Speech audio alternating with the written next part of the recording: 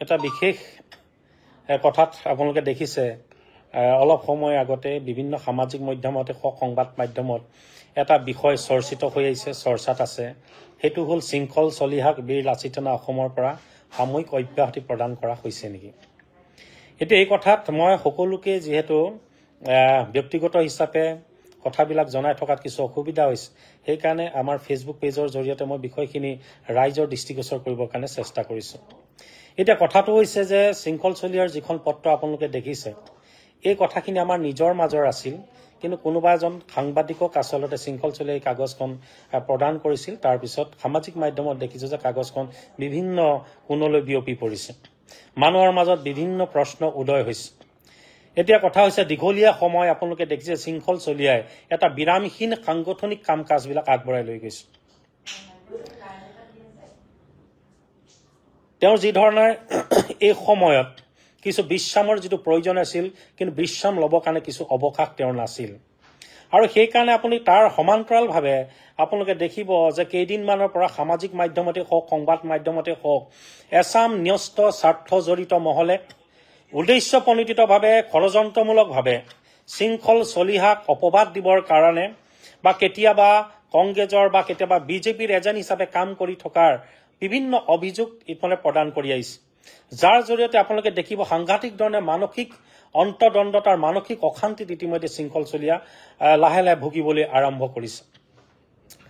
এতিয়া তাৰ সমান্তৰালভাৱে যেতিয়া ৰাইজৰ কাৰণে জাগ্ৰত ৰূপত কাম কৰি থকা কোনোবা এজন সৈনিকক অযথা অহেতুক বিভিন্ন পক্ষই বিভিন্ন ভুৱা অভিযোগ দাখিল কৰে, বিভিন্ন বদনাম কৰিবৰ কাৰণে উঠি পৰি লাগে বা বিভিন্ন অপবাদ জাপি দি এটা আখৰিক তৃপ্তি তেওঁলোকে লভিবলৈ আৰম্ভ কৰে, তেতিয়াহ'লে পৰিয়ালৰ বহু ব্যক্তি থাকে যিসকলৰ সাংঘাতিক ধৰণে মানসিক তেওঁলোকে কষ্ট অনুভৱ কৰে। গতিকে সেয়েহে বীৰ লাচিত সেনাৰ আজি এখন কাৰ্যনিৰ্বাহকতে শৃংখল চলিহাৰ লগতে আলাপ আলোচনা কৰি আজি ব্যক্তিগত হিচাপেও শৃংখল চলিহাৰ লগত প্ৰায় মোৰ এঘণ্টা সময় বাৰ্তালাপ হৈছে। কালি গুৱাহাটীত আমি দুইজন একেলগে আছিলোঁ। গতিকে সেইকাৰণে এটা আলোচনা হৈছে যে তেওঁক কিছু বিশ্ৰামৰ প্ৰয়োজনীয়তা আছে। ডক্টৰৰ লগতো কিছু পৰামৰ্শ লোৱা হ'ল। তেওঁক এটা কথাই কোৱা হ'ল যে তেওঁ এটা ৰেষ্টলেছ ব্ৰেইন হৈ গৈছে। তাৰ সমান্তৰালভাৱে তেওঁ পৰিয়ালক যি ধৰণে সময় দিবলগীয়া হৈছিল, তেওঁৰ মাকক, তেওঁৰ পৰিবাৰক যি ধৰণে সময় দিবলগীয়া হৈছিল, তেওঁলোকৰ লগত সময় অতিবাহিত কৰাৰ যিটো প্ৰয়োজন আছিল, সেই লাহে লাহে সাংগঠনিক এটা ব্যস্ত কাৰ্যসূচীৰ কাৰণে তাৰ পৰা তেওঁ বিৰত থাকিবলগীয়া হৈছে। সেয়েহে আমি ভাবোঁ যে ভৱিষ্যতলৈকে শৃংখল চলিহা হৈ থাকিব লাগিব। ভৱিষ্যতলৈকে জাতীয় জীৱনত যেতিয়াই সমস্যা আহিব, প্ৰত্যাহ্বান আহিব, তেতিয়া বজ্ৰকণ্ঠৰে শৃংখল চলিহাই প্ৰত্যেকটো খিলঞ্জীয়া মানুহৰ সাহস আত্মবিশ্বাসৰ প্ৰত্যয় হিচাপে থিয় হৈ থাকিব লাগিব। সেইকাৰণে শৃংখল চলিহাক সাময়িকভাৱে বীৰ লাচিত সেনা অসমক তেওঁক কিছু বিশ্ৰাম প্ৰদান কৰা হৈছে। যেতিয়াই শৰীৰ সুস্থ হৈ উঠিব, পুনৰ জাগ্ৰত ৰূপত খিলঞ্জীয়াৰ এই ত্ৰাণকৰ্তাৰ ৰূপত খিলঞ্জীয়া মানুহৰ যিটো আত্মপ্ৰতিষ্ঠাৰ যিখন সংগ্ৰাম, এই সংগ্ৰামখনৰ অধিক শক্তিশালী ৰূপত আগবঢ়াই লৈ যোৱা শৃংখল চলিহাক ন ৰূপত আপোনালোকে দেখিবলৈ পাব। এতিয়া কথাটো হৈছে যে এছাম আপোনালোকে মানুহ দেখিছে যিসকলে অহেতুকভাৱে শৃংখল চলিহাক সমালোচনাৰ কেন্দ্ৰবিন্দু কৰি লৈছে। তেওঁলোকে সামাজিক মাধ্যমত বিভিন্ন ধৰণৰ কথা বতৰা লিখি, তৰল সস্তীয়া কথা বতৰাই লিখি তেওঁলোকে মানসিকভাৱে হাৰাশাস্তি কৰি তেওঁলোকে আখৰিক তৃপ্তি লভাৰ আমাৰ দৃষ্টিগোচৰ হৈছে। আজি নাগৰিক সভা, শিৱসাগৰত নাগৰিক সভা হৈছে। পুৱাতে শৃংখল চলিহাই মোলৈ ফোন কৰিছে। ফোন কৰি খুব সুন্দৰভাৱে এটা সুন্দৰ মন লৈ যাতে শিৱসাগৰ সদায় শিৱসাগৰ হৈ থাকে, শিৱসাগৰত যাতে কোনো সাম্প্ৰদায়িক বিষবাস্প বিয়পাব নোৱাৰে, যিবিলাক অপশক্তিয়ে শিৱসাগৰ বাকীৰ মাজত সাম্প্ৰদায়িক বিষবাস্প বিয়পায়, তাৰ মাজত খিলঞ্জীয়া মানুহ ভাগ ভাগ কৰিবৰ কাৰণে এক কুটিল ষড়যন্ত্ৰত লিপ্ত হৈছে, তাক যাতে নহয় তাৰ কাৰণে তেওঁ নাগৰিক সভাখনলৈ গৈছিল। কিন্তু আমি দেখিবলৈ পালো যে ৰাতিপুৱাই এজন বিধায়ক, এজন ৰাজনৈতিক দলৰ বিধায়কে শৃংখল চলিহাৰ সন্দৰ্ভত যি ধৰণৰ খুব দৃষ্টিকটুভাৱে খুব তৰল সস্তীয়া ধৰণৰ কথা বতৰা কৈ তেওঁক এটা অপবাদ দিবৰ কাৰণে চেষ্টা কৰিলে, জনমানসত শৃংখল চলিহাৰ ভাৱমূৰ্তি নাশ কৰিবৰ কাৰণে তেওঁ চেষ্টা কৰা আমাৰ দৃষ্টিগোচৰ হ'ল। তাৰ সমান্তৰালভাৱে আপুনি দেখিছে যে যি সময়ত খুব শক্তিশালী ৰূপত দিন ৰাত একাকাৰ কৰি অসমীয়া মানুহৰ যিবিলাক শংকা মনত ইতিমধ্যে পুহি ৰাখিছে, যিবিলাক বিষয় মানুহক আচ্ছন্ন কৰি ৰাখিছে, তাক নিৰ্মূল নিৰাময় কৰিবৰ কাৰণে শৃংখল চলিহাই যোৱা সময়ছোৱাত কাম কৰিছে, বিৰামহীনভাৱে কাম কৰি গৈছে। কিন্তু এনেকুৱা সময়ত শৃংখল চলিহাক সাহস নিদি, তেওঁক প্ৰত্যয় নিদি, তেওঁক বদনাম কৰিবৰ কাৰণে যিখিনি মানুহ উঠি পৰি লাগিছে, মই ভাবোঁ যে জাতিটোৰ কাৰণে এওঁলোক বৰ শুভ লক্ষণ নহয়। গতিকে আজি যেতিয়া নাগৰিক সভাত আছে, নাগৰিক সভাত বক্তব্য দি থকাৰ সময়তো আমি দেখিবলৈ পালো, তাত শুনিছো বা তাৰ পৰাও জনাইছে যে কিছু ব্যক্তিয়ে তেওঁক কথা কোৱাৰ মাজত বাধা প্ৰদান কৰিছে আৰু ইমানতে কথা সামৰিব লাগে বুলি এই মই চিঞৰ বাখৰ লগাইছে। গতিকে সকলোৱে জানে যে শৃংখল চলীয়া কিছু উগ্ৰ, শৃংখল চলীয়া আৱেগিক কিছু ল'ৰা, গতিকে পটককে তেওঁৰ খং উঠে। গতিকে সেইকাৰণে যিসকলে নাগৰিক সভাৰ কথাটো লৈ কৈছে তাৰ পৰা ওলাই গুচি গৈছে। এতিয়া মই সেইকাৰণে কৰো যে বহুতে কৈ আছে যে কেইদিনমান আগত অখিল গগৈয়ে এখন পত্ৰ প্ৰেৰণ কৰিছিল, তাৰ সমান্তৰালভাৱে বিভিন্ন পক্ষই অভিযোগ কিবা দাখিল কৰিছে বুলি কৈছে বীৰ লাচিত সেনা মঞ্চলৈ। আমি বীৰ লাচিত সেনা অসমৰ মঞ্চৰ পৰা মুখ্য সচিবে তাৰ এটা কথা খুব স্পষ্টভাৱে জনাই দিছো, সেইটোৱে হ'ল যে কোনোবা ৰাজনৈতিক দলৰ বা কোনোবা বিষয়ে হয় আমি সকলোৱে পৰামৰ্শ গ্ৰহণ কৰিম, আমাৰ যদি কিবা ভুল আছে তাক শুধৰণি কৰি ভৱিষ্যতলৈ সংগ্ৰামৰ বাট তৈয়াৰ কৰিবৰ কাৰণে আমি চেষ্টা কৰিম। ভৱিষ্যতলৈ আমাৰ মাজত যিবিলাক ভুল হৈছে তাক পুনৰাবৃত্তি নকৰিবৰ কাৰণে আমি সংগ্ৰামখনক সজাই পৰাই আমি আগবঢ়াই লৈ যাবৰ কাৰণে তাত আমাৰ কোনো দ্বিমত নাই। কিন্তু কাৰোবাৰ কথা মতে বীৰ লাচিত সেনাই উঠা বহা কৰিব বা কোনোবাই জনোৱা অভিযোগকে বীৰ লাচিত সেনাৰ সংগ্ৰামী সত্তাটোক প্ৰভাৱিত কৰিব, ই কোনো দিন কিন্তু সম্ভৱ নহয়। গতিকে বিশেষ কথা একোৱেই নাই।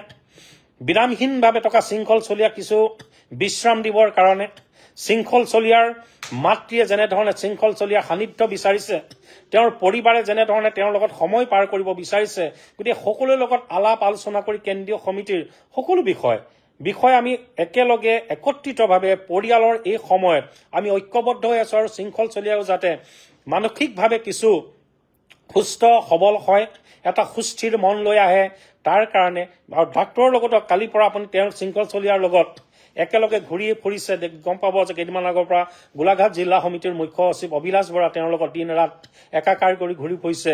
অভিলাষ বৰাকো যদি কোনোবা সোধে নিশ্চিতভাৱে গম পাব যে শৃংখল চলীয়া কেনেধৰণে অসুস্থ হৈ আছে। গতিকে এই সময়ত বেলেগ কোনো বিতৰ্ক নাই। শৃংখল চলীয়া অসমৰ জাতীয় জীৱনৰ কাৰণে এটা সম্পদ, বীৰ লাচিত সেনা অসমৰ কাৰণে এটা সম্পদ। গতিকে এই সম্পদটোক সদায় সম্পদ কৰি আমি তৈয়াৰ কৰিব লাগিব।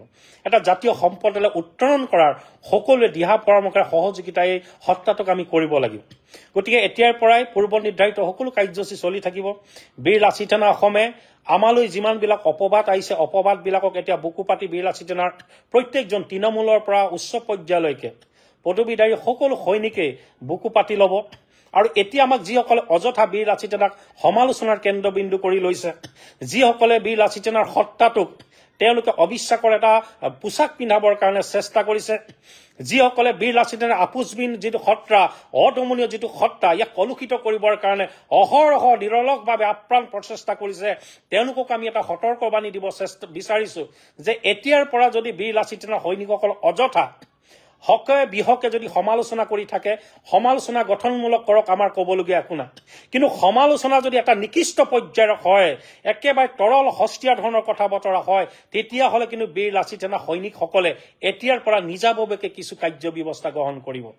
গতিকে কালিও আমি ইতিমধ্যে সেই পদক্ষেপ আমি গ্ৰহণ কৰিছো। গতিকে এইষাৰ কথাকে ক'লো যাতে ৰাইজে বিতৰ্ক নকৰে। আৰু মই ৰাইজক এটাই কওঁ যে বহু মৰম চেনেহ বীৰ লাচিত সেনাৰ পৰিয়ালটোক অসমৰ ৰাইজে দিছে। অসমৰ ৰাইজৰ হিয়াৰ কোনোবাখিনিত, বুকুৰ কোনোবাখিনিত আস্থা বিশ্বাসৰ এটা সোঁত তৈয়াৰ কৰিবৰ কাৰণে হৃদয় কোনোবাখিনিত সুকীয়া স্থান বীৰ লাচিত সেনাক ইতিমধ্যে আপোনালোকে দিছে। আৰু সেই সত্তাটোকে খুব শক্তিশালী ৰূপত সন্মুখৰ পৰা আগবঢ়াই লৈ যোৱা শৃংখল চলীয়াকো আপোনালোকে যথেষ্ট মৰম চেনেহ দিছে।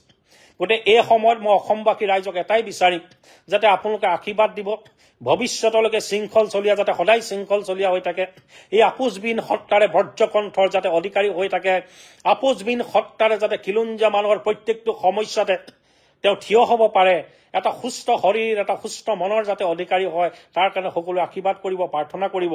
গতিকে এইখিনি কথাকে ৰাইজৰ দৃষ্টিগোচৰ কৰিলোঁ।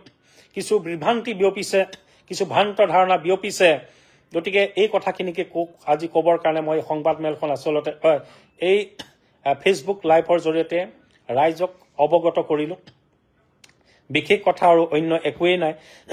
এচাম মানুহে, পুনৰবাৰ কৈছোঁ, এচাম মানুহে বীৰ লাচিত সেনা অসমৰ এই উত্থানমুখী যাত্ৰাত, বীৰ লাচিত সেনা অসমৰ এই উত্তৰণমুখী যাত্ৰাত কোনোবাখিনিত শংকিত হৈছে, কোনোবাখিনিত তেওঁলোকে, মই ভাবোঁ যে কিছু শংকাত তেওঁলোকে ভুগিবলৈ আৰম্ভ কৰিছে।